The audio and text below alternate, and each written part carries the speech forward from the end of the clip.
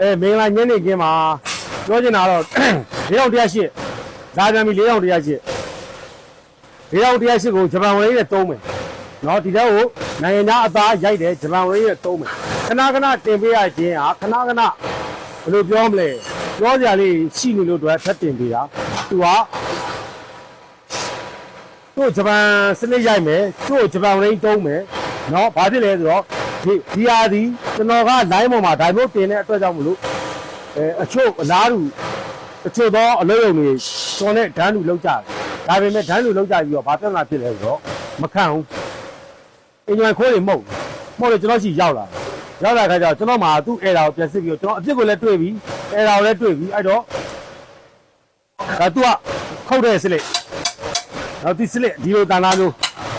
စလစ်ကအပားဆိုအတန်တိတ်မထွက်ဘူးဒါပေမဲ့ပညာရှင်ဆိုတာတွေးကြည့်တာတဲ့ပုံမှန်တယ်ဒါဘာသာလဲဆိုဘာအသားလဲဆိုတာသိဘလောက်သုံးခံမယ်ဆိုတာသိစလစ်ကအပားအတန်မထွက်ဘူးဒါပေမဲ့ဘယ်သားဆိုတာသိတဲ့အခါကျတော့သူဒီမလာပြတင်းမရှိပါသုံးတာတင်းမရှိဘူးဒါပေမဲ့သူသုံးမရဘူးအင်ဂျင်ခိုးတွေမှုတ်နေတယ်ရောက်လာတဲ့အခါကျတော့အခြားလုံးမှာအဲ့ဒီရောက်လာတယ်အဆင်မပြေလို့ကျွန်တော်ရှိရောက်လာတဲ့အခါကျတော့ကျွန်တော်ကနေပြီးတော့ဒါကိုစလစ်ကိုကျွန်တော်ကအပိုင်းရိုက်ပေးပြီးသွားပြီ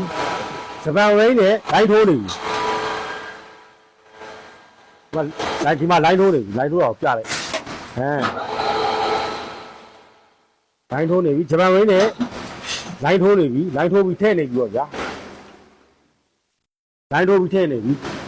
တော့အဲ့ဒါကိုတုံနေပြီဗျာတော့တဲ့ခါကျတော့ဆိုလိုချင်တာဘာကိုပြောချင်တာလဲဆိုတော့ကျွန်တော်ပုံစံမျိုးလိုက်လုပ်မယ်ဆိုရင်တော့လုံးလို့ရတယ်ဗျာဒါပေမဲ့ကျွန်တော်မှာကအမှန်တိုင်းပြောပြရင်ဒီစလစ်ရိုက်တဲ့အခါမှာအခြေခံလေးမူလေးမတ်တက်လေးရှိအဲ့လေးရောကျွန်တော်ကဘယ်လိုလုပ်ကျွန်တော်ပြောပြမလဲဒါကျွန်တော်ရဲ့တွေးဝချက်ပေါ့ဒါပေမဲ့ဒါကိုစလစ်ရိုက်တယ် rain line ထိုးထဲတာကိုကျွန်တော်ပြောပြတာပဲဒါပေမဲ့ပုံစံတူအောင်လိုက်လုပ်နိုင်တယ်ဆိုပေမဲ့လည်း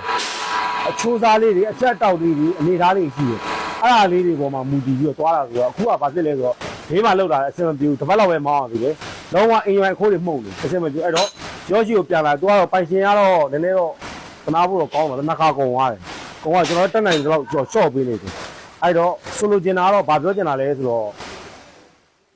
4108ပေါ့လက်ရှိဆို4108ကျွန်တော်ဘယ်နှစုံလောက်ရမလဲဆိုတော့4စုံလောက်ရှိတယ်လောက်ရအဲ့တော့တိုင်းပေါ်ညီကိုမိတ်ဆွေများအားလုံးပေါ့ဗျာအဲ့တော့မင်္ဂလာပါပေါ့